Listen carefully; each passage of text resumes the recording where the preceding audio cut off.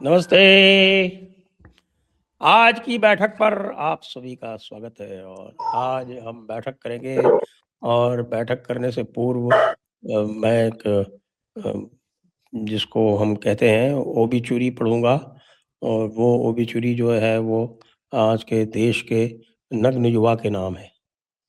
तो आप सभी लोग जो है इस नग्न युवा का जो अभिव्यक्ति की स्वतंत्रता का जो हनन किया गया है और उसके लिए आप सब लोग मेरे साथ ज्वाइन करें और ओम शांति बोले।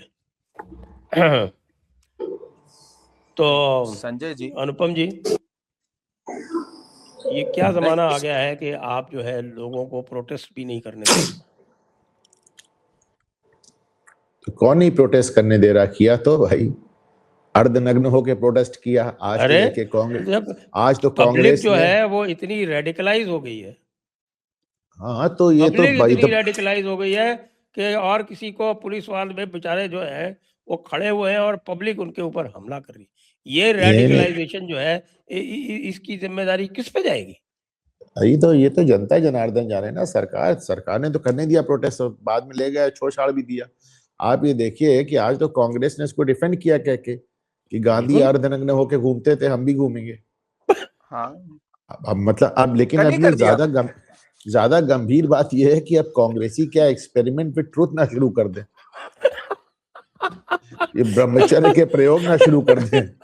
वो तो देखिए जो भी गांधी जी करते थे वो सब ऐसी बातें भाई। सबसे पहले तो संजय जी, रमजान का पावन महीना चल रहा है, पाक महीना चल रहा है, तो सब आप सबको पहले तो रमजान का महीना, रमजान का महीना जिहाद का महीना होता है। आपको किसने कह दिया? हे भगवान, आप ऐसी बातें कैसे कर पाएगी एक्सपेरिमेंट? ऐसी बातें मत करिए भाई, ये तो सेक्युलर है हम लोग भाई। ऐसे मत। मैं वही कह रहा हूँ, मैं वही कह रहा हूँ। ये ट्वीट भी किया था आपने, प्रधानमंत्री जी ने भी लिखा है भाई सबको। ऐसा मत करिए आप भाई। प्रधानमंत्री जी ने लिखा है तो क्या हुआ? मैं तो आपको बता रहा हूँ रमजान का महीना जिहाद का महीना होता है। मक्का की फतेह भी रमजान में हुई थी।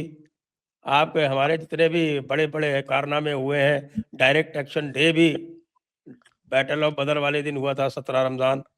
इतनी सच्चाई मत बैटल ऑफ बताइए बदर भाई। जो सबसे बड़ी बैटल मानी जाती है वो भी रमजान में हुई थी। तो साहब के रमजान का महीना तो इसलिए माना जाता है पाक के, इसमें अगर आप जिहाद करेंगे तो आपको 10 गुना ज्यादा, कुछ लोग कहते हैं 100 गुना ज्यादा सवाब मिलेगा।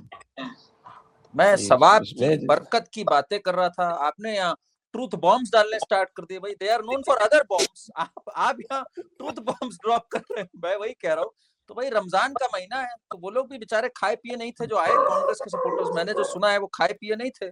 फिर उनको उनकी अच्छे से खिलाई पिलाई हो गई जब वो वहां पर आए, तो अच्छे से खिलाई पिलाई तो आपने इसका मतलब ये है कि आपने फतवे नहीं पढ़े हैं कि रमजान के महीने में आप नंगे होकर नहीं घूम सकते। नहीं, यहाँ तक तो हो सकते हैं नंगे, यहाँ तक पुरुष नंगे हो सकते हैं, उसमें लिखा है भाई। मतलब नाभि से लेकर के नीचे तक, नीचे से आधा नंगे हो सकते हैं, ऊपर से नहीं हो सकते, ये कहना चाहते हैं आप? लिखा तो यही है भाई, अब कुरान पाक में तो यही लिखा हुआ है। अब आगे आप ज्यादा, आप वैसे आप जरा हमें रेफरेंस दीजिए साहब, हम भी जानना चाहेंगे क्या लिखा हुआ है। असली हाफिज हमारे बीच अगर कोई है तो वो संजय दीक्षित जी है, इसमें हमें कोई संदेह नहीं है, इसलिए आप बता पाएंगे। पर खिलाई पिलाई जो उसके बाद हुई, तो अभिषेक भाई तो बहुत अच्छे से उसको डिस्क्राइब कर रहे थे, वो मजा आ गया मुझे देख करके। और जो भाई साहब फुटबॉल वर्ल्ड कप में हम जो क्वालिफाई नहीं किए, वो भाई साहब की एक जो कसक रह गई थी फुटबॉल, जिन्होंने मारी इतने रैपट, वो मजा आ गया देख करके मुझे। बिटवीन द टू लेग्स धड़ाधड़। भाई मुझे तो ये देख के मजा आ रहा था कि वो जो सारे के सारे, मुझे लग रहा था कि जो के जो नेता है, युवा नेता, उन्हीं की आयु के आसपास के लोग थे। वो NSUI ऐसे ही युवा लोगों से भरी हुई है, लेकिन वो बेचारे चुपचाप मार खाते हुए निकल गए, उन्होंने कोई प्रतिरोध नहीं किया। आप उनकी उम्र पे कमेंट कर रहे हैं संजय जी, तो मैं आपको बता दूं कि आप मेरी उम्र में कर सकते हैं, इसमें क्या दिक्कत है? सुनिए तो, दिल्ली में आज दिल्ली पुलिस ने आज पटियाला कोर्ट में दावा किया है कि ये प्रदर्शन करने वाले नेपाल के जेनजी आंदोलन से प्रेरित थे। ऐसा उन्होंने अदालत को बताया है। ये इनको तो जेनजी बता रही है पुलिस साहब, आप उनको राहुल गांधी की उम्र बता रहे हैं। तो या तो राहुल गांधी को ही जेंजी मान लिया जाए। राहुल गांधी इसमें कौन सी इसमें जनरेशन? अनुपम जी राहुल गांधी ने भी इनको पिलवा दिया। राहुल गांधी बार बार कह रहे थे मेरे जो कार्यकर्ता बब्बर शेर हैं, कहीं भी घुस जाते हैं, कहीं भी लड़ जाते हैं। राहुल गांधी ने इतना चढ़ा दिया, बेचारे बब्बर नहीं शेरों नहीं की जो नहीं पिटाई हुई नहीं है, नहीं, फिर कुकुर बन देखिए गए। ऐसा नहीं कि राहुल गांधी के चढ़ाने पे वो चढ़ गए। इतनी बड़ी घटना केवल चढ़ाने पे और इशारे पे नहीं होती, इसके लिए बाकायदा प्लानिंग हुई होगी, बाकायदा गो अहेड दिया गया होगा, राहुल गांधी ने इसको स्पेसिफिकली अप्रूव किया होगा ऑन अ सीरियस नोट। ये ऐसा नहीं कि राहुल गांधी ने कह दिया और इन लोगों को जोश आ गया और दे मिसअंडरस्टूड द सिग्नल और एआई समिट पे चढ़ गया, ऐसा कुछ नहीं है। इसके लिए बाकायदा एक बृहद मीटिंग हुई होगी, उसमें राहुल गांधी बैठे होंगे, उनके वो सस्ते वाले चाणक्य जयराम रमेश बैठे होंगे और उस सब लोगों ने मिलकर बड़े अच्छे से इसको तय किया होगा। एक पॉलिसी लाइन बनी होगी, उसके बाद कपिल सिब्बल से हलफनामा भरवाया गया होगा कि आप जमानत करा दोगे अभिषेक मनु सिंघवी से। ये पूरा नहीं, आई एम नॉट जोकिंग, ये सब मैंने कांग्रेस को बहुत करीबी से देखा है। यहाँ पे तो काम करने से पहले वकीलों से बात होती, साहब जमानत हो जाएगी कि नहीं हो जाएगी, कितने दिन रहना पड़ेगा, वगैरह वगैरह। तो it is not as if कि केवल राहुल गांधी के उकसाने पे। मुझे इस बात में बिल्कुल एक पैसा संदेह नहीं है कि ये राहुल गांधी का मतलब एक एक्सप्रेस कमांड होगा। लेकिन मुझे तो ये देख के अनुपम जी, मुझे ये देख के आश्चर्य होता है और दुख भी होता है कि मायावती जी भी जो है ये बीजेपी के चक्कर में आ गई और उन्होंने भी इनके अर्धनग्न प्रदर्शन की तो भर्त्सना मायावती को इसका फल भी मिलता है ना। मायावती बार बार लॉ एंड ऑर्डर पे सही बात करती है, मुसलमानों ने वोट देना बंद कर दिया। आप देखे ना, मुसलमानों को तो आदत है, वो शक्ति मिल रेप केस हुआ था, उसमें 5 मुस्लिमों को सजा हुई थी। उसी मामले में मुलायम सिंह ने कहा था लड़के हैं, लड़कों से गलती हो जाती है। उनको तो उस वाले बिहेवियर की आदत है। मुलायम सिंह हमारे प्रयागराज उस समय के इलाहाबाद आए थे तो कहा था मुसलमानों को कट्टा रखने का हक है, वो एक डरी हुई कौम है। तब ये डरी हुई कौम वाली बात भी पहली बार हुई थी। माय पॉइंट इज कि मायावती जो बार बार कानून व्यवस्था पे एक सही रुख अपनाती हैं, उसकी वजह से मुसलमानों ने उनका साथ छोड़ दिया, एक सीट पे आ गई, बड़ी कुर्बानी दी उन्होंने इसके लिए। अनुपम जी एक और आ रही खबर उड़ती हुई, आप बेहतर बता पाएंगे। आपने कहा बहुत प्लानिंग हुई थी, सब कुछ हुआ था, लोग कह रहे गलगोटिया का भी इसमें रोल, गलगोटिया ने भी प्लानिंग का हिस्सा थी। उसने कहा भाई आप कुछ करो, कोई खर्चा वर्चा हो तो हम भी खड़े हैं पीछे, वकीलों का कुछ हो या कुछ हो, भाई हमसे नजर हटनी चाहिए। तो अगर रियल फंड किसी को आया है इस पूरे में, गलगोटिया को आया है। कितनी सच्चाई है, सिर्फ उड़ती हुई खबर है या ये फैक्ट है कि गलगोटिया ने ही कहा भाई take the eyes of us, आपके कुकुर आगे बढ़े बेहतर है, हमारा कुकुर तो ना घर का ना घाट का है। अगर ये सच है तो फिर ये इससे ज्यादा बेवकूफी की कोई बात नहीं कर सकते कांग्रेसी, लेकिन कांग्रेसी कुछ भी कर सकते हैं, इसलिए मेरी व्यक्तिगत जानकारी तो नहीं है। लेकिन अगर आप कह रहे हैं कि ऐसा है तो मैं इसको मानने को तैयार हूं। नहीं अनुपम सर, संजय सर, करण भाई एक बात बताइए, नजर तो मोदी जी से भी हटी, पैसे तो मोदी जी को भी देने चाहिए। आखिर इतने 1.5 महीने से जो समर्थकों के आपस में तलवारें भांजते हुए नजर आ रहे हैं, एक पर एक साथ लात मारते हुए नजर तो आए, तो कुछ क्रेडिट तो मोदी जी को देना पड़ेगा कि भाई मोदी जी आप लोग क्यों अरेस्ट नहीं करते। ऐसे आदमी को कौन अरेस्ट करना चाहेगा भाई, जो आपके लिए इतना बड़ा एसेट हो, जो आपके हर मुसीबत को स्वयं कहे मोदी जी आप टेंशन मत लो, राहुल है ना, सब मैटर सॉल्व कर देंगे आप। ऐसा होता है ना। देखिए कल राहुल गांधी सुल्तानपुर में थे, पहले वहां पे एक कोर्ट हियरिंग थी, उसके बाद वहां से लखनऊ आए, वहां पे भी एक कोर्ट हियरिंग थी। सब में मैटर एक ही है, वो किसी न किसी के लिए कुछ बोल देते हैं, लोग डेफेमेशन केस दायर कर देते हैं, लोगों में सहिष्णुता नहीं रही है ना। और आज मुंबई पहुंचे, वहां भी कोर्ट हियरिंग है। तो हमारे जन नायक आप गलत समझ रहे, आप उनको गलत समझ रहे। देखिए योर 6 कैन बी माई 9, वही कहना है राहुल गांधी का। वो डेमोक्रेसी के लिए लड़ रहे हैं, आप कह रहे हैं कोर्ट केस तो लड़ते ही हैं भाई। ऐसे जो फाइटर्स होते हैं, जो आजादी के लिए लड़ रहे होते हैं, डेमोक्रेसी रिक्लेमेशन के लिए लड़ रहे होते हैं, तो ही इज अ क्रूसेडर। तो वही बात हो गई ना जो गलगोटिया की थी, योर 6 कैन बी माई 9। तो राहुल गांधी के लिए इट्स अ फाइट भाई, वो पूरे देश में जा जाके लड़ रहे हैं, आप उनसे ऐसे कर रहे हैं, तो ये तो you are not being fair to Rahul Gandhi from where I see. ऐसा मत करो। ये तो साहब आपने बड़ी जोरदार बातें कही। मुझे तो नेहरू जी की याद आ गई जब वो नाभा में गए थे आंदोलन करने। हाँ हाँ, याद है वो आपको? अलग बात है। हाँ, क्या हुआ अनुपम जी, कहाँ है? जी सर, जी सर। बहुत टॉक्सिक हो गया है, मतलब I mean funded by Samajwadi party and Congress, Jaipur dialogues, और फिर भी आप लोग क्रिटिसाइज कर रहे हो कांग्रेस को। करोड़ों रुपए कांग्रेस से लेकर के आप कांग्रेस को इसी प्लेटफॉर्म पर क्रिटिसाइज कर रहे हो। Not done, this is not done. ये ठीक बात। देखिए, मुझको लगता है आपको दिए कांग्रेस ने हमारे तक भेजने के लिए, वो हमारे पास पहुंचे नहीं है ना, आपने रास्ते में चेक किया है। अरे मुझ पे तो खुद ही समाजवादी और राजद होने का इल्जाम है, आप छोड़ो, क्या बात करते हो। कम से कम अनुपम सर का अच्छा इन इल्जामों से बचे रहते हैं, क्योंकि वकील आदमी है ना, जानते हैं कि क्या पता है आदमी इंजीनियर भी है, वकील भी है, कुछ कोर्ट वोट का मामला हो गया तो दिक्कत हो जाएगा।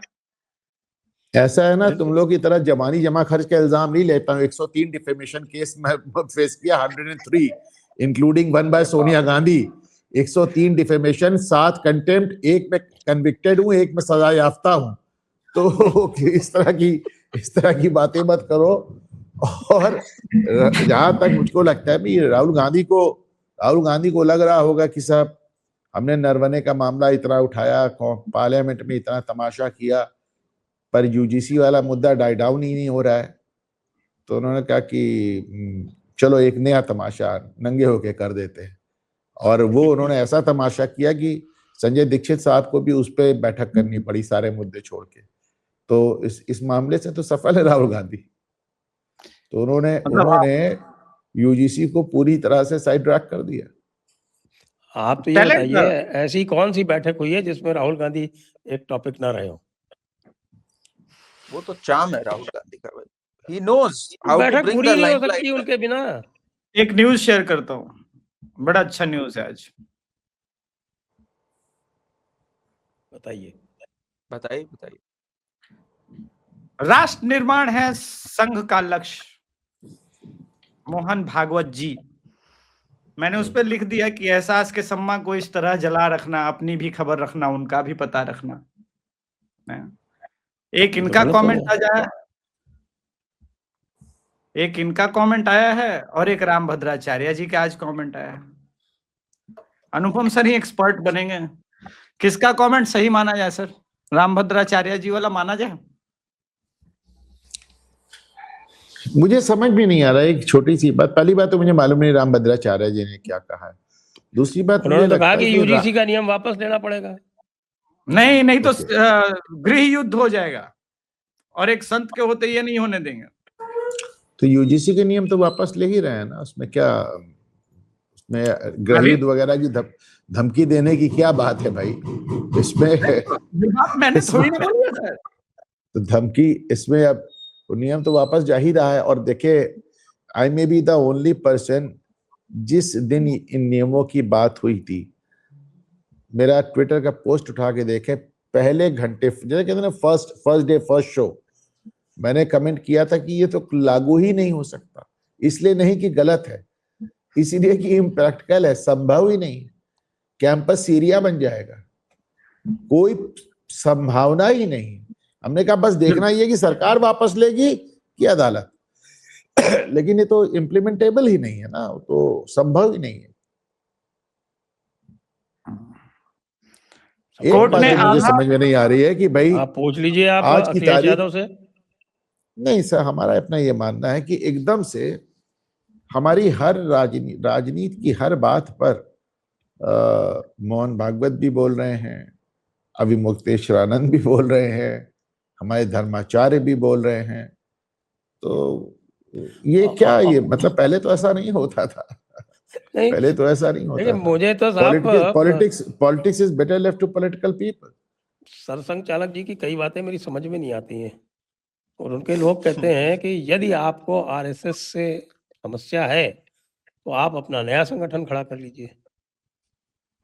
तो अब समस्या ये है कि उन लोगों को जब मुझे कभी कोई समस्या नहीं रही है। देखिए, ये मैं नहीं कहूंगा क्योंकि मैं संघ को बहुत दिनों से जानता हूँ, संघ के मेरे बहुत सारे मित्र हैं, मुझे कभी समस्या नहीं रही। ग्राउंड के सारे काम संघ के लड़के करते हैं जो हिंदू के संगठन के लिए होना चाहिए। ओहो, मैं ये नहीं कह रहा था, मैं तो बाद में पूरी नहीं होने दी। संघ का नाम सुनते आप उछल जाते हैं। ऐसा लगता है कि आप स्वयं प्रचारक हैं। प्रचारक आप हो नहीं सकते। नहीं, प्रचारक नहीं हूँ, लेकिन प्रेम तो है अपने भाइयों से, अपने मित्रों से। मतलब ये है कहने का कि भाई हम किसी के बारे में कुछ भी कहते रहे, लेकिन आप हमारे बारे में कुछ मत कहिए। ये साउंड आ रही है ना, थोड़ी सी इको हो रही है कहीं से। अभिषेक भाई, ये आप ना हेडफोन लगा लो। अभी भी हो रही क्या? ये मेरे से नहीं हो रही है, मैं तो म्यूट था। वो तो मैं जानता हूँ कि कहाँ से हो रही है। वो बीच बीच में सर जब तक ठीक नहीं करेंगे अनुपम सर, वो प्रॉब्लम आएगा। क्या प्रॉब्लम बता दो ना, मैं ठीक कर लूं। तुमने तो बताया नहीं कभी। अब हेडफोन लगा लो। आपका ये माइक का इशू रहता है, मैं क्या बोलूँ। नहीं, क्या इशू है? वो जो तुमने माइक खरीदवाया था, वो जो माइक तुमने खरीदवाया था वो लगा हुआ है। क्या बढ़िया है। अरे वो कमीशन भी लिया था उसमें इसने, इसलिए गलगोटिया का माइक है। एक सेकंड, ये गलगोटिया ने बनाया था माइक, अनुपम जी। नहीं, ऐसे मत कहिए। वो उसने से सुझाव दिया था, खरीदवाया मुझे श्रोते ने था। ये बताइए कि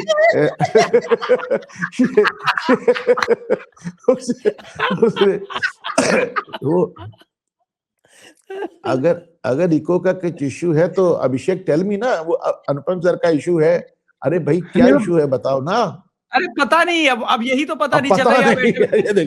अनुपम सर का इशू है, पता नहीं। मैं बता सकता हूँ, मैं बता सकता हूँ। नीचे से माइक वगैरह से कुछ करते हो कि आसपास से फिर ठीक हो जाता है। मैं बता सकता हूँ वैसे आप दोनों को।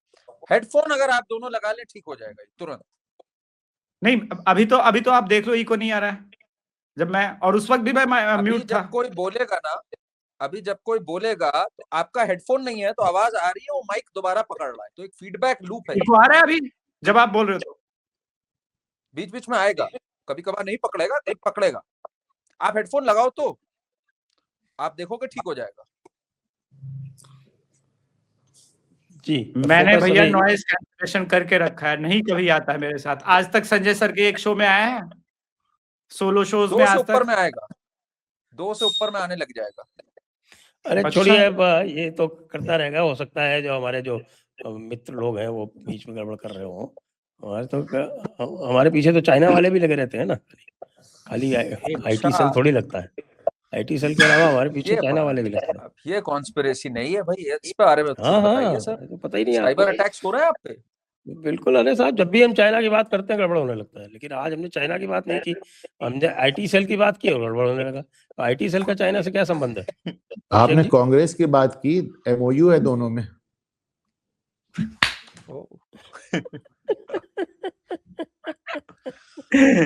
ये पते की बात कह दी अनुपम सर ने। आप दिन रात जो ये कांग्रेस को घसीटते रहते हो ना, और जिस प्रकार से आप, मुझे बड़ा अजीब लगता है, आप आरफा खानम शेरवानी के पीछे और सुप्रिया श्रीनेत के पीछे जब पड़ते हो, आई मीन मतलब बनता है इसका? कोई मतलब नहीं बनता। वो अपना काम कर रहे हैं। इसमें मुझे एक बड़े ज्ञानी आदमी का कुछ वाक्य याद आ गया। भारत पाकिस्तान के खिलाड़ियों ने हाथ नहीं मिलाया, मगर बॉल से गेंद का तो हाथ मिला। उसी प्रकार से जो भी चेन्नई समिट में हुआ, हाथ नहीं मिलाया, मगर लात और पिछवाड़े का तो प्रयोग हुआ। दोनों एक दूसरे से मिले। तो क्या ये माना जाए कि जिस प्रकार से कांग्रेसी पाकिस्तान का समर्थन करते थे, उस प्रकार से जब आपने उनके पृष्ठ पर, पीछे वाले भाग पर लात का प्रयोग किया, तो आपने कांग्रेसियों से हाथ मिलाया? इस प्रकार की असंवेदनशील घटना क्या आपको चिंतित नहीं करती है? क्या यही है मोदी का नया भारत? इस नए भारत को हम अस्वीकार करते हैं। हाँ करण भाई। नहीं देखिए, ये अभिषेक जी आजकल ना हर बात पे मोदी विरोध, ये अच्छी चीज नहीं है भाई। यहाँ पे भी मोदी जी का नया भारत आपको स्वीकार नहीं है, ऐसे मत करिए भाई। यूजीसी से शुरू होते होते अब बताइए, आप कांग्रेसी मार खाएं, लात खाएं, तो भी आप कह रहे हैं मोदी जी, ये बड़ी गलत बात है भाई। आप तो मतलब फिर एजेंडा लेके चल रहे हैं भाई मोदी विरोध का। ऐसा मत करिए भाई फिर। अरे गजब बात कर रहे हैं। ये नए भारत में मतलब मेरा एक कहने का मतलब था कि कम पीटा ना, सिर्फ लात से नहीं, घूंसों का भी सही प्रयोग होना चाहिए। अच्छा, मतलब आपने सिर्फ आईटी सेल उठा लेगा बित्ता, आईटी सेल इतना सा देखिए, उठा लेगा जहां आपने प्रोटेस्ट किया है कि भाई मोदी जी का नए भारत से हमें आईटी सेल का बताओ, इस वाले पे भी ये अधनंगे कांग्रेसियों के साथ खड़े हुए। तो अब बताइए, रवीश कुमार की मिमिक्री के साथ कर रहे हैं। मतलब रवीश कुमार ना बोल सका तो अभिषेक तिवारी ने बोल दिया, ये भी बोल सकते हैं। खैर उनसे क्या मतलब है मुझे, इम्पोर्टेंट ये है कि आपने बड़ी खूबसूरती से अभिषेक जी जो मसला मैंने उठाया था उसको टाल दिया। आप ये मुझे बताइए कि आदरणीय मोहन भागवत जी ने घर वापसी का कॉल दिया और उसके ऊपर अरशद मदनी ने हमला किया। अब हमला कर रहा है अरशद मदनी और वो लोग कह रहे हैं कि साहब कि यदि आपको हमसे समस्या है तो आप अपना अलग संगठन बना लो। तो भैया अरशद मदनी तो बहुत पहले से अपना संगठन बनाए हुए हैं ना। तो भागवत जी की मुलाकात भी तो योगी जी से हुई है, अब थोड़ा वेट भी तो आप करेंगे कि अरशद मदनी का क्या होता है। ये भी तो देखना पड़ेगा आपको। जो लोग कानून की भाषा को नहीं समझते उनको कानून कैसे समझाया जाता है, ये भी तो देखना पड़ेगा आपको। अभी वैसे अनुपम जी बताएंगे, ये जो मदनी बंधु हैं इनके खिलाफ दंगे का कभी आरोप लगा है क्या? मुझे डाउट है, ये बहुत सयाने लोग हैं। आप म्यूटेड है साहब, पूरे म्यूटेड।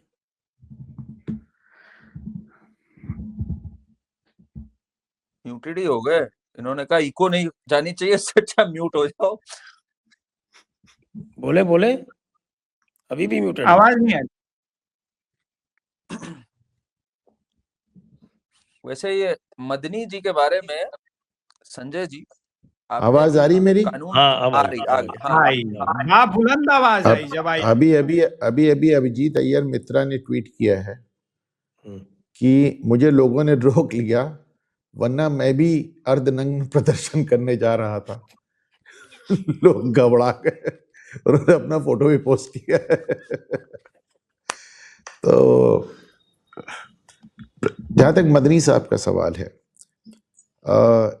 तौकीर रजा ने पिछले 8 सालों में बड़े बड़े भड़काऊ बयान दिए, इससे कहीं ज्यादा, लेकिन उनके खिलाफ कोई कार्रवाई नहीं हुई। योगी ने हमेशा कहा था ठीक है बोल रहे हो बोलते रहो, लेकिन जिस दिन तुम्हारे बोलने पे दंगा हुआ उस दिन समझ लेना दंगा हुआ। और अभी तक तौकीर रजा ने दिन की रोशनी नहीं देखी। और तो और अब जाके उन्होंने जमानत की याचिका फाइल की है। इतने दिनों तो उन्होंने जमानत भी नहीं लगाई थी।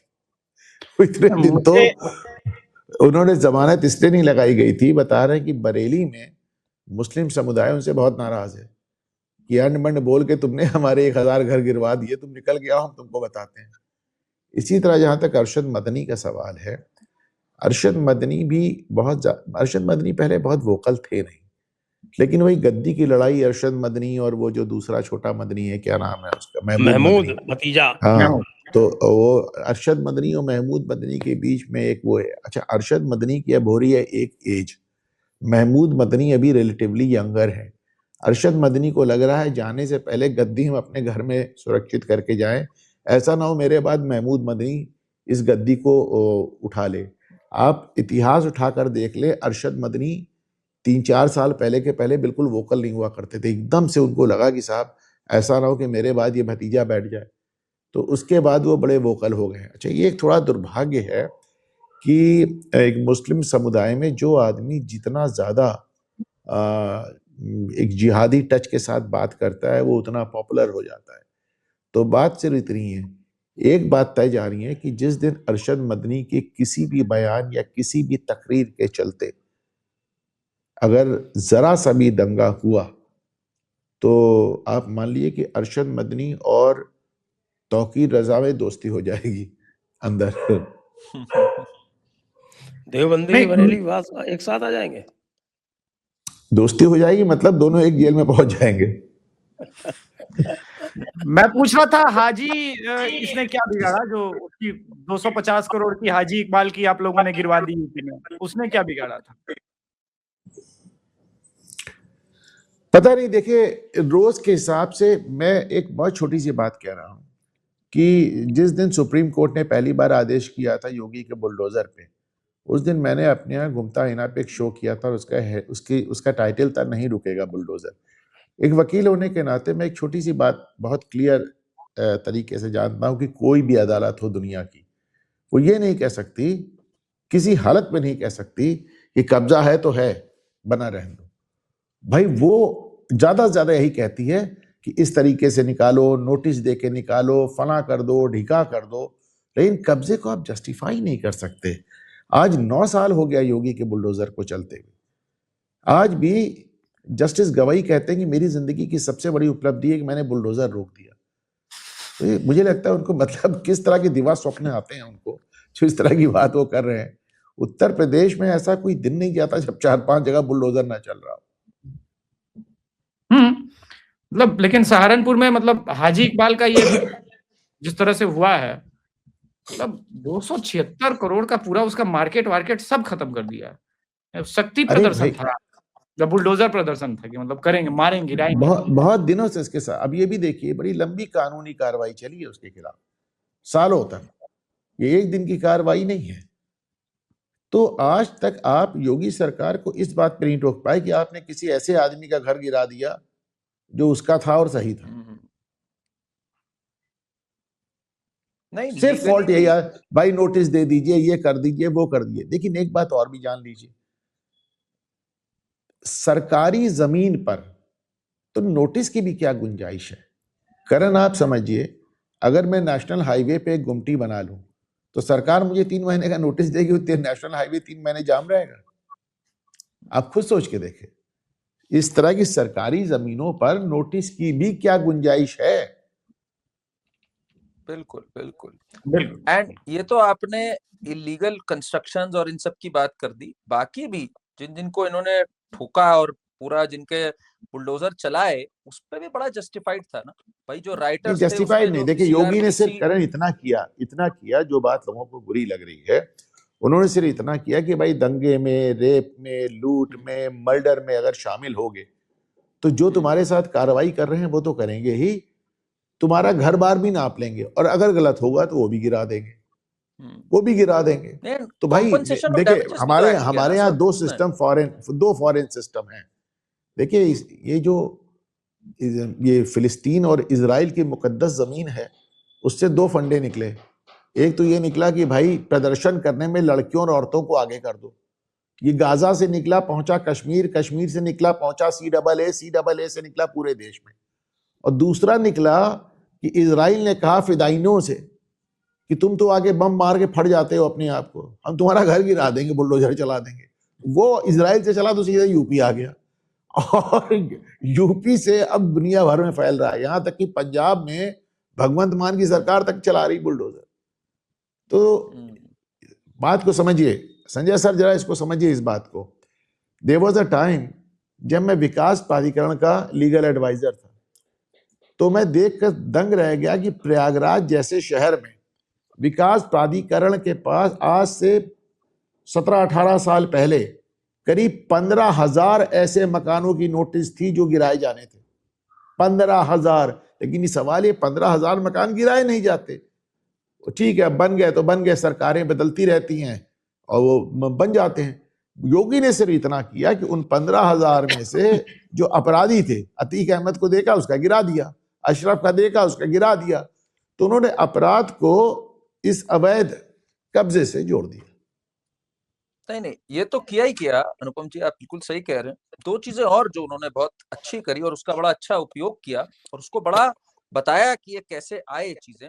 एक तो जो 2020 में उन्होंने पास किया था compensation of damages to public and private property, जो कि भी सुप्रीम कोर्ट ही की उससे आई थी। एक जब सीरीज ऑफ हड़ताल वगैरह चल रही थी 2008-9 में, तो फाली नारिमन और एक शायद जस्टिस थॉमस थे जिन्होंने कहा था भाई एक ऐसे कानून की आवश्यकता है, तो उसको पारित भी इन्होंने किया 2020 में, कॉम्पनसेशन ऑफ डैमेजेस।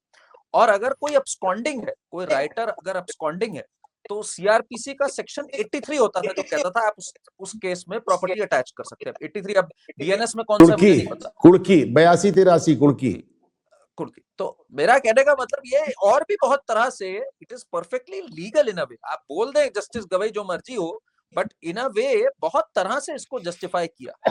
तो ये एक टिपिकल बेल्ट ट्रीटमेंट है जो इन्होंने दिया, जिसकी जरूरत है भाई। मैं तो कहता हूँ ये जो यूथ कांग्रेस वाले, इनको भी जरा योगी जी के हवाले कर दो, और अच्छे से इनका खातिरदारी होगी। जो अभिषेक भाई को एक शिकायत है कि भाई अभी और अच्छे से नहीं हुआ है इनका ट्रीटमेंट, तो वो भी हो जाएगी फिर।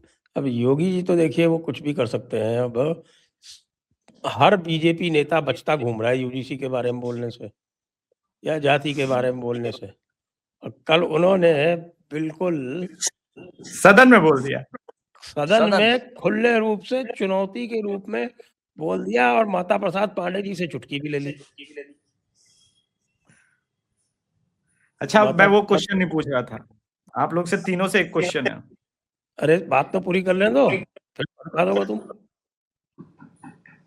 लंबा पॉज लेंगे तो कैसे पता चलेगा? क्या बोल गए यार तुम बीच में? मैं तो ये कह रहा था, उन्होंने माता प्रसाद पांडे को कहा कि भाई वो गरीब ब्राह्मणों की बच्चों की क्या उनकी क्या गलती है जो उनको स्कॉलरशिप नहीं मिले। तो आप ये बताइए कि योगी के अलावा कोई ये बोल सकता है? क्या योगी ने प्रधानमंत्री मोदी को एक प्रकार से एक रास्ता दिखाया है जिसका उन्हें अनुसरण करना चाहिए?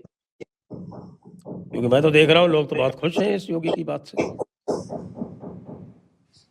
करण जी, जेन जी। नहीं, ये तो बहुत जबरदस्त बात बोली इन्होंने, मतलब दिल खुश हो गया। एंड ये वो वाली बात थी जो हम लोग बोलना चाह रहे थे बार बार, कि भाई जो इन्होंने कर दिया था ना, कि ब्राह्मण तो भाई शोषित करने वाला ही है भाई। ब्राह्मण तो सारी आपको पढ़ने नहीं दिया, आपकी चीजों पे कब्जा कर लिया, आप तो शोषित बैठे हैं, वही तो होगा, ऑपरेसर तो वही होगा यूजीसी की गाइडलाइंस के तहत भी।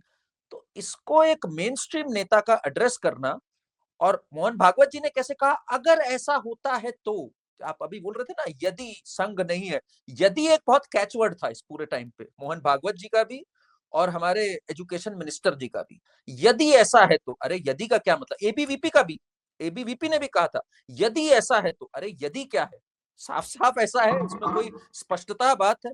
तो इसको स्पष्टता जो रखी योगी जी ने बात, वो बहुत मेरे ख्याल से एक बहुत स्ट्रॉन्ग मैसेज है।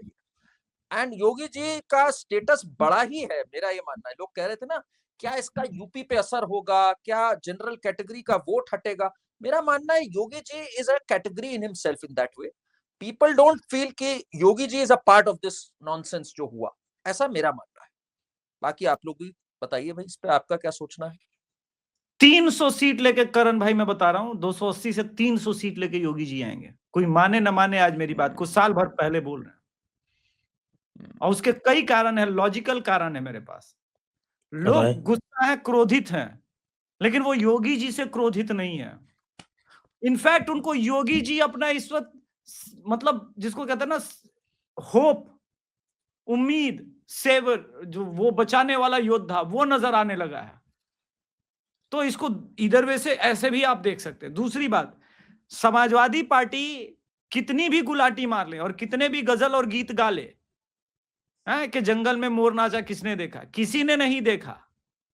और सभी लोग सामान्य वर्ग के वो जानते हैं कि तुम्हारे शासनकाल में कैसे कैसे कारनामे हुए थे। और सामान्य वर्ग के विरोध में मैं बता रहा हूं, दूसरों को छोड़िए। तो दूसरी बात तो ये, plus Samajwadi party IT cell और उस राजद के आईटी सेल में कोई अंतर नहीं, मैं बता रहा हूं।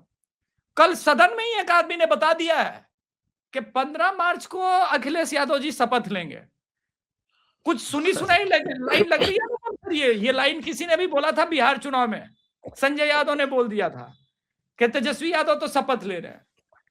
तो अच्छा है, मैं बहुत प्रसन्न हूं योगी जी के लिए, क्योंकि योगी जी वास्तव में इन सब के बीच से होता है ना, एक अंतिम योद्धा बच के निकलता है। वो निकलेंगे और पता चलेगा लोगों को कि योगी जी का स्टेचर क्या है, पॉलिटिकल स्टेचर, और पूरे देश की जनता, सिर्फ उत्तर प्रदेश की जनता नहीं, योगी जी के बारे में क्या सोचती है।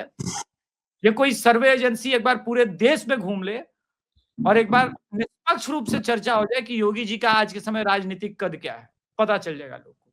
300 सीटें जीतेगी उत्तर प्रदेश में।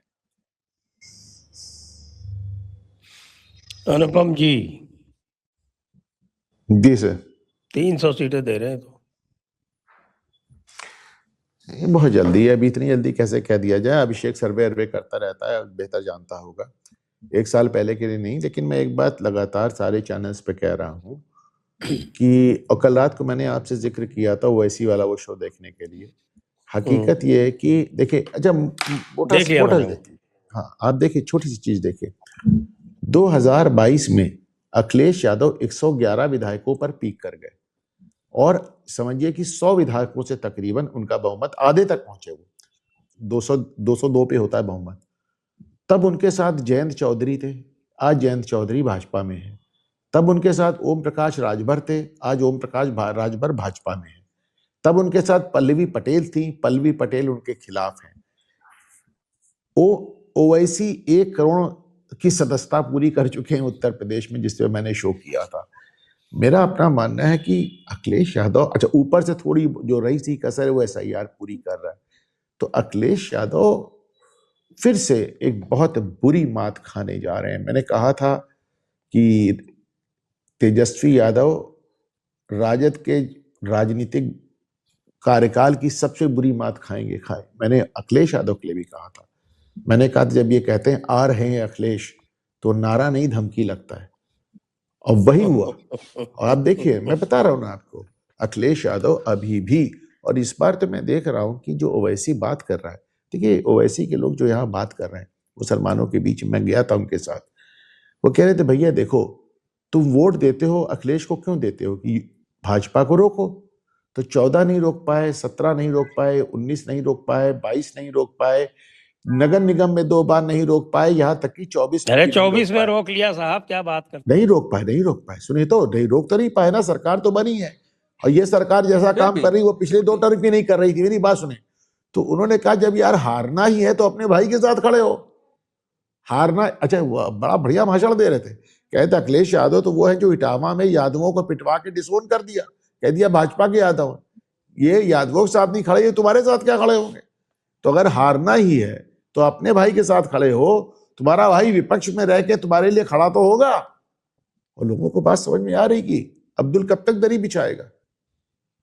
तो इससे मैं बात अखिलेश यादव की कर रहे हैं, तो अगर वो कमजोर होते हैं तो जाहिर सी बात है योगी अपने आप कंफर्टेबल हो जाएंगे, नंबर 1।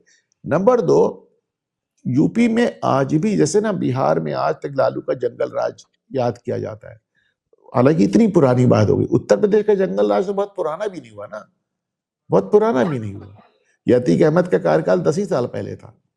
तो लोग याद करते हैं, बिजली में हालत सुधरी, तमाम चीजें, पॉजिटिव फैक्टर्स भी हैं। अब बाकी तो ये है कि देखिए, एक छोटी सी बात है, कहते हैं कि उस साल वो जो मंडल और कमंडल एक दूसरे की काट है। तो अगर वो हिंदुओं की बात करते हैं तो सामने वाला विपक्ष जाहिर सी बात है उसको कास्ट लाइंस पे, फॉल्ट लाइंस पे योगी जी को रन डाउन करने का प्रयास करेगा। योगी जी के साथ अच्छी बात सिर्फ ये है कि मतलब ही डजंट होल्ड बैक, एकदम एक लाइन में फट से बोलते हैं। और बाकी देखिए, राजनीतिक मजबूरियां सबकी होती हैं, सबकी होती हैं। योगी जी ने जाति का नाम नहीं लिया, योगी जी ने, सब बहुत बढ़िया, लेकिन 500 करोड़ रुपया योगी जी ने भी दिया अंबेडकर की मूर्ति का इस बजट में।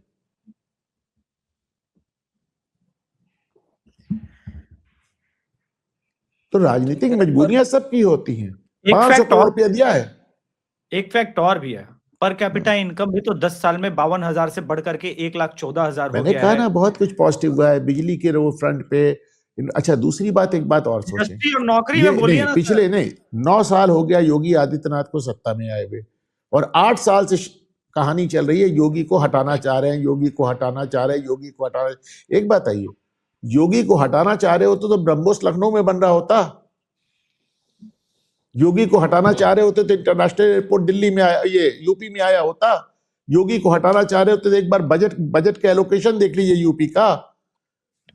नहीं, ऐसा नहीं है भाई, मतलब पूरा प्रयास हो रहा है। और वैसे भी दिल्ली का रास्ता लखनऊ होके जाता है, और लखनऊ में आज की तारीख में योगी से अच्छा एक बात और सोचिए, योगी का विकल्प क्या है? केशव मौर्य, जो अपनी सीट नहीं संभाल पाए, जो आदमी विधानसभा का चुनाव नहीं जीत पाया, अपना बूथ नहीं संभाल पाए, अपने बूथ से हारे थे। लेकिन अनुभव नहीं, दूसरे हमारे डिप्टी सीएम ब्रजेश पाठक, वो भाई कांग्रेस बसपा पूरा मतलब चारों धाम की परिक्रमा करते हुए आए हैं, तो उनका भाजपा में जगह नहीं बन रही।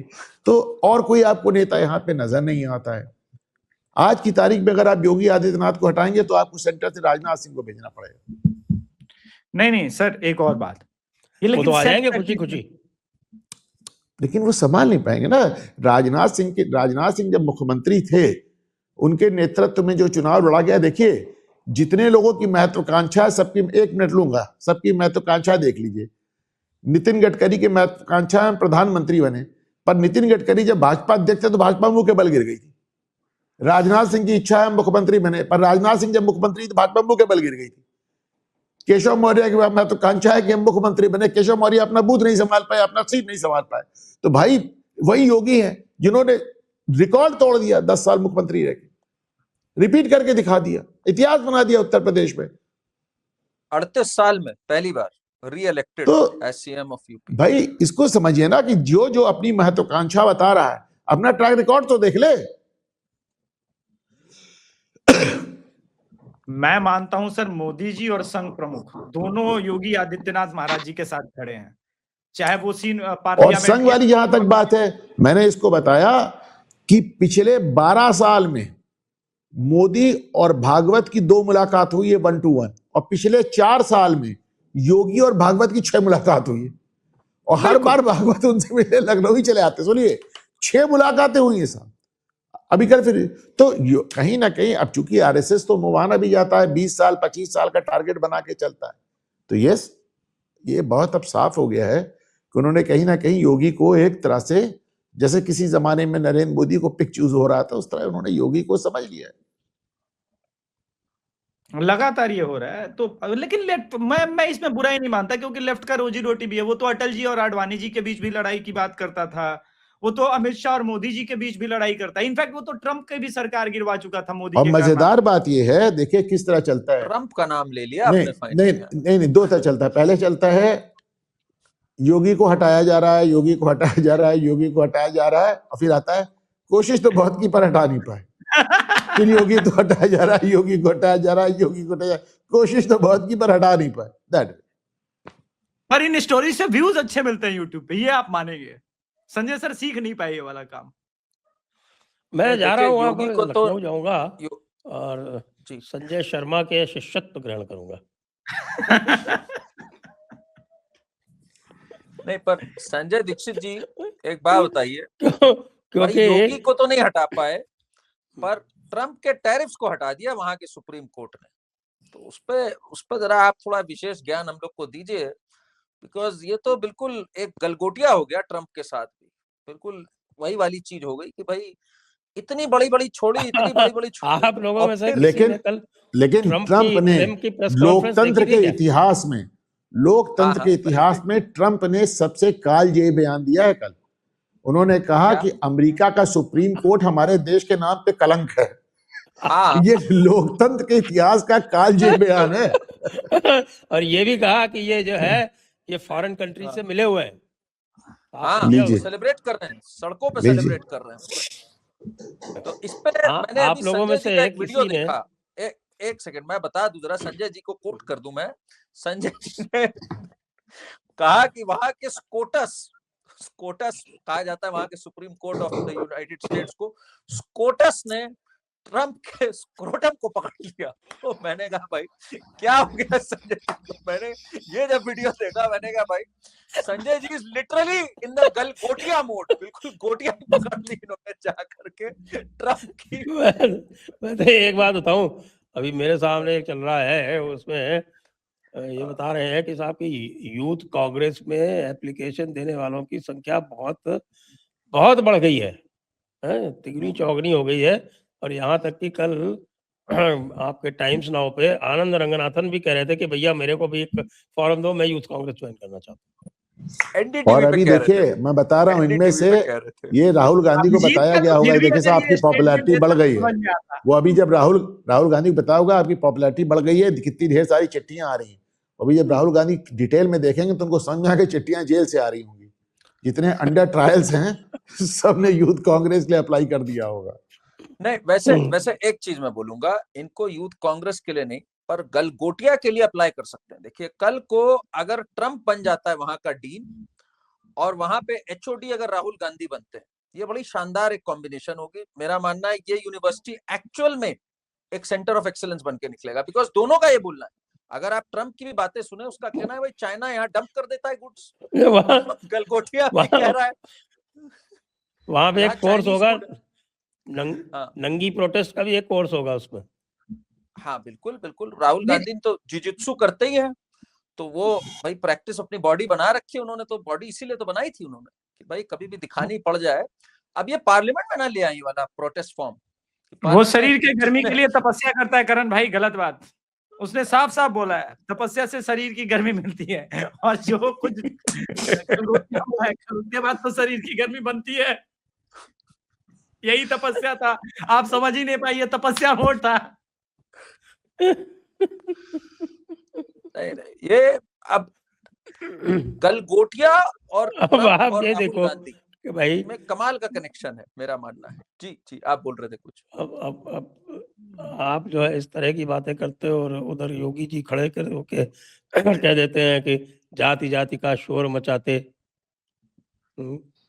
रामधारी सिंह दिनकर वाली कायर और क्रूर, ये ऐसे कहा जाता है क्या? अब रामधारी सिंह दिनकर जी की कविता पढ़ दी। ये योगी जी ने दूसरी बार कहा है, पहली बार अखिलेश यादव के लिए कहा था। अच्छा लेकिन साहब अखिलेश यादव की भी तारीफ करनी पड़ेगी, उन्होंने भी जो है वो नग्न प्रदर्शन को उचित नहीं माना है। अरे इस पे बड़ी मजेदार बात हुई कल टाइम्स नाउ मतलब पे। एक बात बताता हूँ अभिषेक भाई, एक बात बताता हूँ। कल उनका प्रवक्ता आया हुआ था सपा का, तो वो कहता है उसको कुछ पता नहीं था भाई पार्टी का लाइन क्या है, वो कहने लग गया यहाँ नहीं प्रोटेस्ट करेंगे, कहाँ करेंगे। तो मैंने उससे डिबेट पे कह दिया, अरे भाई अखिलेश जी ने मना किया। हाँ हाँ हाँ, ये तो गलत है। बोलने के बीच में ही वो पलट गया। पहले उसने बोला सही है, फिर कहता हाँ हाँ हाँ थोड़ा ध्यान रख सकते थे। मैंने कहा चलो इसको दे रहा है, फिर कह रहा सच में अखिलेश जी ने कहा है। तो एंकर भी हंसने लग गया। तो सपाइयों और इन सब का ये है, पता ही नहीं क्या स्टांस है हम लोग का। हाँ जी बोलिए, आप बोल रहे हैं। अखिलेश यादव ने क्या इस प्रदर्शन की आलोचना की है संजय जी? यस। तो नहीं, तो ये मेरे लिए उन्होंने कहा कि सबके बाहर वालों के सामने ऐसा नहीं करना चाहिए। नहीं तो फिर उसका कारण होगा वहां पे सब समाजवादी युवजन सभा वाले पहुंच गए होंगे, भैया हम भी नंगे होंगे, तो उन्होंने कहा होगा कि भाई नंगे होने में कोई दिक्कत नहीं, लेकिन लाल टोपी पहने सब उतार दो, सारे कपड़े उतार दो, लाल टोपी बनी रहनी चाहिए यहाँ पे, लाल टोपी। सर वैसे इंटरेस्टिंग तो बंगाल में भी है। आप कहते थे राष्ट्रपति शासन नहीं लगेगा, मगर जिस प्रकार ने सुप्रीम कोर्ट में बोला वो तो लिटरली राष्ट्रपति शासन ही हो गया, आधा अधूरा सब तो करा ही दिया ऐसा है। तो लेकिन ये है, मुझे लगता है कि ये डेंजरस है। कैसे? कल को जो है वो इलेक्शन कमीशन को कहेगा घर बैठो मैं कराऊंगा चुनाव, क्या करोगे फिर? तो उसने ये थोड़ी ना कहा, हम कल को कह कैसे देगा? ये ऐसे ही होता है। एक बार क्या हुआ, सबसे पहले, मैंने आज की बात नहीं कर रहा हूँ, बहुत पहले की बात कर, ऑलमोस्ट 10 साल हो गए इस चीज को। तो झगड़ा बहुत दिन चला था ना, जो लोढ़ा कमेटी बैठी थी, जो बीसीसीआई का जब ये मैटर हुआ था, तो उसमें साहब सुप्रीम कोर्ट ने लपक लिया उसको।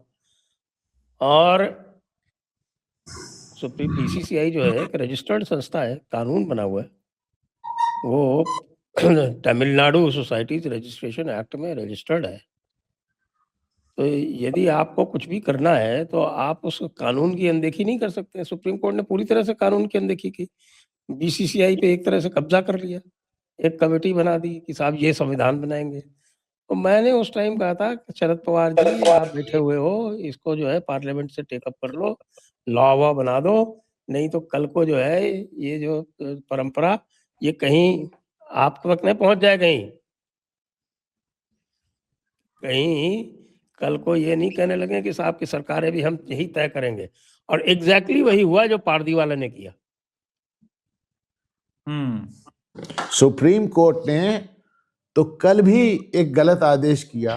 पहली बार जुडिशरी को एग्जेक्टिव के काम में लगा के ममता बनर्जी को एकदम ही जिसे कहना चाहिए एक हैरान परेशान कर टर्म में हम खुश हो सकते हैं कि ममता दीदी कैसी तैसी हो गई, लेकिन it is not the right decision. Of course मैं कह रहा हूं ना कि सुप्रीम कोर्ट भाई जुडिशरी को उन्होंने एग्जेक्टिव में लगा दिया।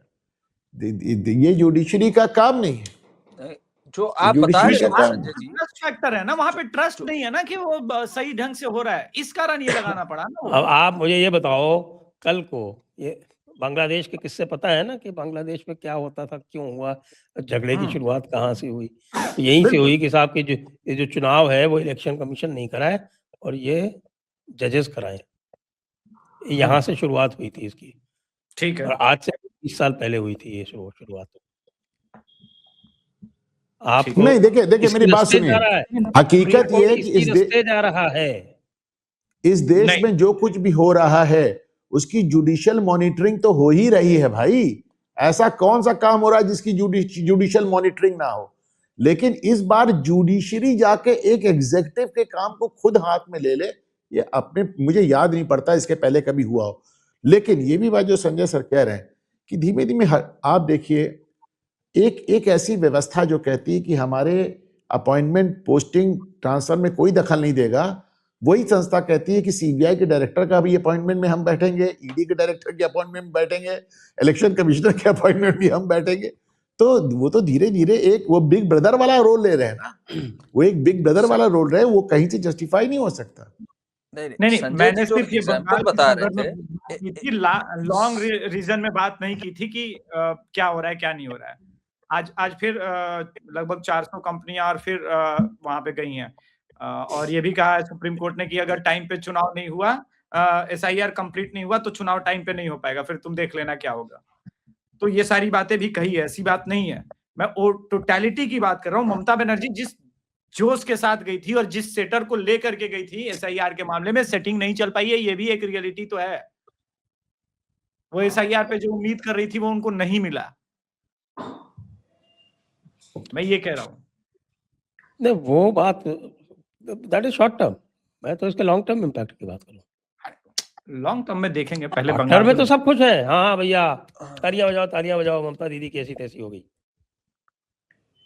नहीं, इसमें आप ये कहना चाहते हैं, जो आप एग्जांपल दे रहे थे, जो आप एग्जांपल बीसीसीआई नहीं, तालियां बजाओ इसमें, ये ममता दीदी कैसी तैसी हो गई, मैं बिल्कुल इन प्रिंसिपल बिल्कुल सहमत नहीं हूं। लेकिन जब सुप्रीम कोर्ट ने इस देश का 90% अपॉइंटमेंट, 90% प्रक्रिया अपने हाथ में ले रखी, तो व्हाई नॉट वन मोर, एक और सही, इसमें कुछ फायदा ही होगा, इसमें कुछ फायदा ही होगा। व्हाई नॉट वन मोर, बिल्कुल ताली बजाएंगे। अरे भाई क्या दिक्कत है भैया? रुको जरा, क्रिकेट टीम से लेके, इलेक्शन कमीशन से लेके, सीबीआई से लेके, ईडी से लेके, CAA से लेके, SIR से लेके, मतलब जमानत से लेके, बुलडोजर से लेके, अगर सब कुछ आपको मॉनिटर करना है इस देश में, हर कानून की आपको व्याख्या करनी है। कानून आप उसको ये आए या ना आए, सही है या नहीं सही है, बस 2/3 बहुमत से पास हुआ कानून, if you can strike down in 1 minute, मतलब 140 करोड़ लोगों का बनाया हुआ कानून अगर 2 लोग 3 लोग मिलकर खारिज कर सकते हैं, जब इतना कर ही रहे तो व्हाई नॉट वन मोर? जब इतना कर ही रहे हैं साहब, तो एक काम और कर ले, ममता दीदी को भी मॉनिटर कर ही ले, क्या दिक्कत है? मैं तो कहता हूं कि उसको, स्टालिन को भी मॉनिटर कर ले। देखिए सर, स्टालिन तो डर की पावर है, मैंडेमस की भी है, प्रोहिबिशन को वारंट टू हैवियस कॉर्पस की भी है। ये मॉनिटरिंग की पावर कहां से है कॉन्स्टिट्यूशन में? विश्वास नहीं है क्योंकि आप होने नहीं दे रही हैं, आप फाइल लेकर you are not getting my point. एक मिनट, इनको अभिषेक, कोई पहला मॉनिटरिंग ले रहे हैं, यही तो मैं कह रहा हूं कि जब पूरा देश मॉनिटर कर रहे हो, गलत तरीके से मॉनिटर कर रहे हो, तो भैया ये भी कर लो, इसमें कुछ फायदा ही हो जाएगा हमको।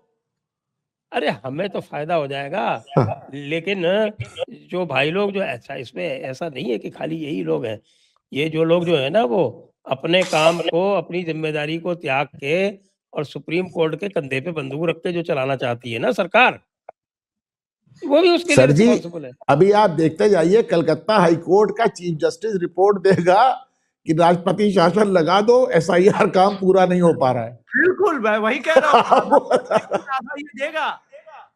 मैं इस चीज से बहुत ही निराश हूँ। और करण जी, आप कुछ कहना चाह रहे थे और आपको बार-बार रोक लेते हैं, इसलिए मैं आपको अलग से 2 मिनट का समय देता हूँ। नहीं, बिल्कुल, बिल्कुल। नहीं, मैं ये कह रहा था कि सुप्रीम कोर्ट, आपने जो BCCI का एग्जाम्पल दिया था, तब के टाइम पे सुप्रीम कोर्ट ने कहा था कि सुनील गावस्कर को होना चाहिए इंटरिम चीफ। आपको याद है वो टाइम? तो सब BCCI ने कहा था आप तय करेंगे कि कौन होगा, तो सुप्रीम कोर्ट ने तब ऑफिशियली बोला कि भाई सुनील गावस्कर करो। तो सुनील गावस्कर बने इंटरिम चीफ। उन्होंने फिर लिखा चिट्ठी सुप्रीम कोर्ट को कि भैया मुझे अपनी ड्यूटी से आप कृपया रिलीव करें। तो ये एक बड़ी अजीब सी एक प्रेसिडेंट सेट हुआ कि क्या एक होता है जुडिशियल रिव्यू, हो गई रामचंद्र गुहा को बना दिया था। हाँ, तो मतलब ये कहाँ रुकेगा? फिर ये कहाँ रुकेगा? अगर मैं अनुपम जी से वही पूछना चाह रहा हूँ जो कह रहे हैं कि भाई चलो खुश हो लो आप कि हम हैंड पिक करेंगे लोगों को, फिर तो कुछ बचा ही नहीं भाई। करण भाई लेकिन बस रामचंद्र गुहा को बना दिया था।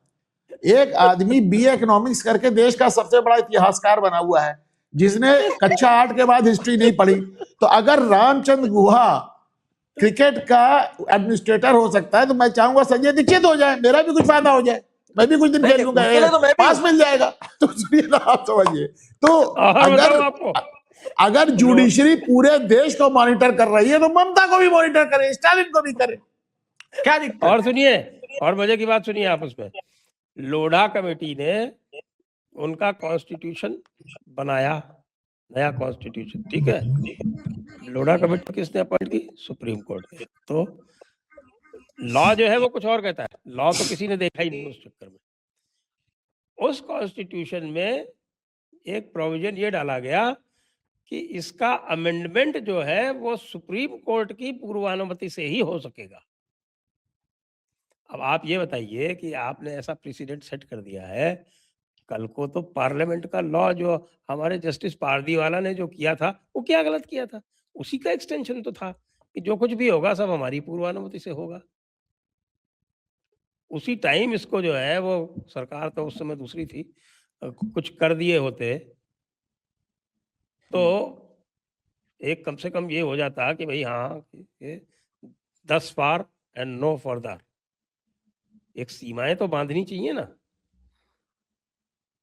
अभी तक वो सीमा में है ही है सर, नहीं, एक यही तो है जो सीमा में नहीं है। सुप्रीम कोर्ट की सीमाओं के लिए तो आपको सपोर्ट ट्रम्प भी करेगा भाई। सुप्रीम कोर्ट की तो सीमाएं होनी चाहिए, ये तो आपको यहाँ पे नहीं हर जगह सपोर्ट मिलेगा इसका। तो डोनाल्ड ट्रम्प तो संजय सर, आप ही के प्रोग्राम में पिछली बार याद दिलाया था और आप ही के प्रोग्राम में दोबारा याद दिला दूं, जस्टिस पारदीवाला का आदेश अभी भी लॉ ऑफ द लैंड है, अभी उसको ओवरटर्न नहीं किया गया है। जो 14 सवाल पूछे गए थे उसमें जस्टिस पारदीवाला का आदेश वो केवल और केवल अंडर रिव्यू, अंडर चैलेंज ही बदला जाएगा, अभी तक ओवरटर्न होगा, एक लार्जर बेंच से होगा। आज भी उनका आदेश लॉ ऑफ द लैंड है। नो टेक्निकली यस, मैंने लास्ट टाइम भी आपसे इस पे बहस की थी, आप नहीं मान रहे थे। नो, बिल्कुल नहीं। उनका आदेश ओवरटर्न कहाँ हुआ? मैं आपको बता रहा हूँ ना, एक मिनट बता रहा हूँ ना, ये जो है आपके ट्राइब्यूनल्स वाले का मैटर था, कौन सा था, जिसमें 7 जजेस बेंच थी। उस 7 जज बेंच ने कहा था कि भाई जो भी आदेश रेफरेंस में दिया जाएगा, एडवाइजरी ज्यूरिसडिक्शन में जो भी आदेश होगा, it will have the same force as any other order of the Supreme Court. ये मैं आपको बता चुका हूँ, आपको भेज चुका हूँ। आपने बिल्कुल कहा था, उस समय भी मैं आपसे बहस कर रहा था और मैं अभी भी कर रहा हूं।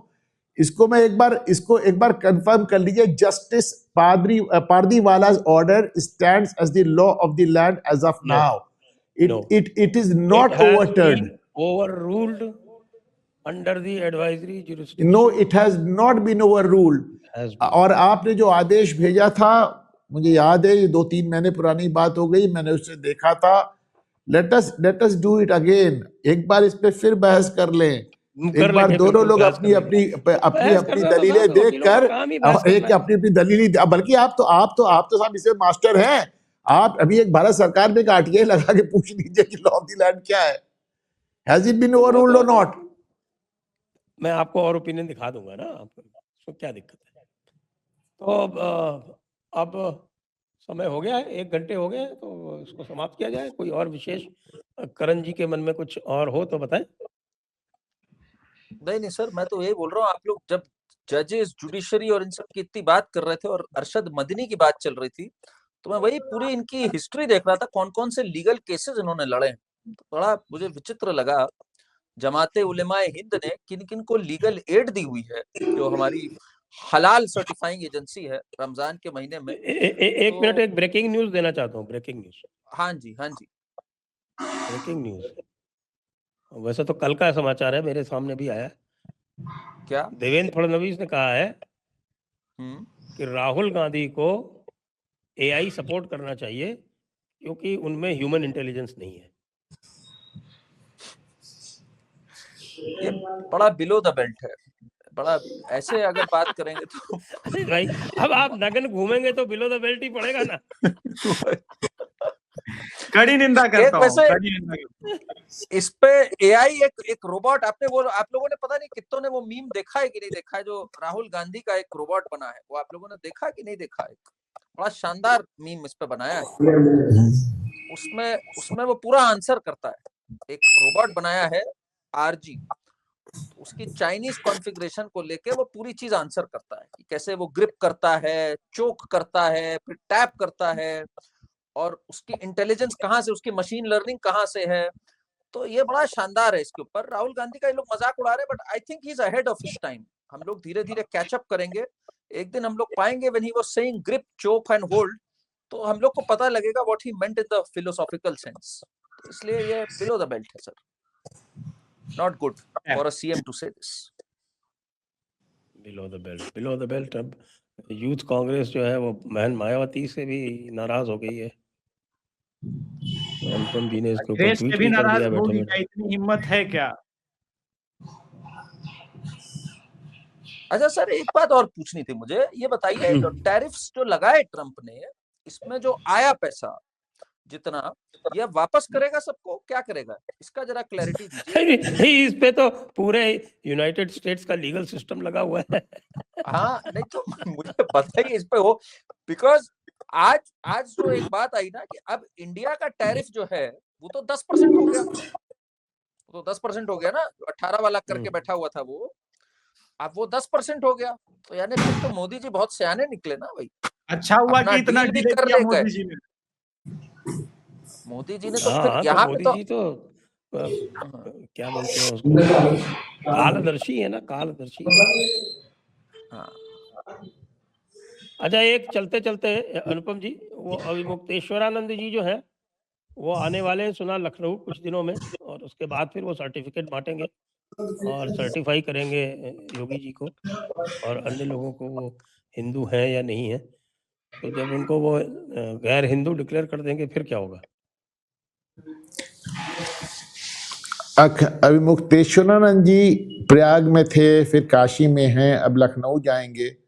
मेरा उनको एक मशवरा है कि जब तक सुप्रीम कोर्ट उनको मामले में फाइनल फैसला नहीं सुनाता, एक ज्योतिर्मठ का भी चक्कर लगाया है, जिसकी गद्दी पे उनका फिलहाल कब्जा है। मतलब वो राजनीति में इस कदर व्यस्त हो गए हैं, इस कदर व्यस्त हो गए हैं। वो जो पैरेलल बना रखी है उस पे कब्जा है। हाँ, तो इस कदर। अच्छा देखिए, हर बात का उनके पास जवाब है। उधर योगी कुछ कहता है वो जवाब देते हैं। अभी मोहन भागवत ने कुछ कहा कि जिंदू 3 बच्चे पैदा करें, तो उन्होंने जवाब दिया है पहले मोहन भागवत शादी करके दिखाए। तो एकदम वो आदमी एकदम प्रवक्ता बन के बैठ गया है रोज उसके सामने। जब मीडिया भी उसके सामने अपने सब माइक लगा के बाइट लेने पहुंच जाती है, उसको हर मुद्दे पे बोलना है। वेरी डिस्गस्टिंग, बहुत ही बुरा है। मैं तो आपको मालूम है, तो मैं तो पर्सनली उनसे चोंच लड़ा के आया हूं और तमाम तरह की गालियां उन्होंने उसको मुझे पब्लिकली दी। तो बहुत बहुत डिस्गस्टिंग मामला है, बहुत बड़ा दुर्भाग्य। इस पे वैसे एक बात है अनुपम जी, देखिए जब संत होते हैं ना, वो मैसेज देते हैं मूव ऑन करने का और लेट गो करने का। जो होता है ना कि भाई लेट गो करो, जो हो गया वो हो गया। तो जब अखिलेश यादव के साथ जो वो मूव ऑन करे हैं, ठीक है ना, माफ कर दिया अखिलेश यादव ने, क्या क्या किया उनके साथ, आपकी को शुरू हो गई भाई साहब, ऐसा भाईचारा है अब अखिलेश जी से। तो ये मूव ऑन और लेट गो, भाई ये दो बड़े स्ट्रॉन्ग मैसेजेस हैं। तो संथी से आ सकते हैं सर, इसमें आप लोग क्यों इतनी आलोचना उनके करते हैं? तो एक संथी है सर। ऐसा है ना करण, वो दो छोटे छोटे बच्चे मूव ऑन करने को तैयार नहीं जिन्होंने अदालत में गवाही दी। पॉक्सो एक्ट लग के रहेगा। संत हृदय नवनीत समाना। अब यही होगा, संतों का इस तरह मजाक उड़ेगा इनकी हरकतों से, बता रहा हूं। और कितना नुकसान होगा सनातन का, ये कोई नहीं सोचता। वो तो आईटी सेल नहीं होने देगा आरएसएस है ना बचाने के लिए, आईटी सेल भी बचा लेगा। आप आईटी सेल को अंडर एस्टिमेट कर, आरएसएस ये सब है बचाने के लिए। अकेले अजीत भारती को तो रोक नहीं पा रहे हैं, ये इनसे समेटा जाएगा। क्या यार करण भाई, आप भी एक से निपट ले, बाकी से बाद में निपटे। आइए अब यहीं पर आज की चर्चा को विराम देते हैं। सभी दर्शकों को बहुत बहुत धन्यवाद, और अनुपम जी, अभिषेक जी, करण जी को भी बहुत बहुत धन्यवाद। जय हिंद, जय भारत, वंदे मातरम। जय हिंद, जय हिंद।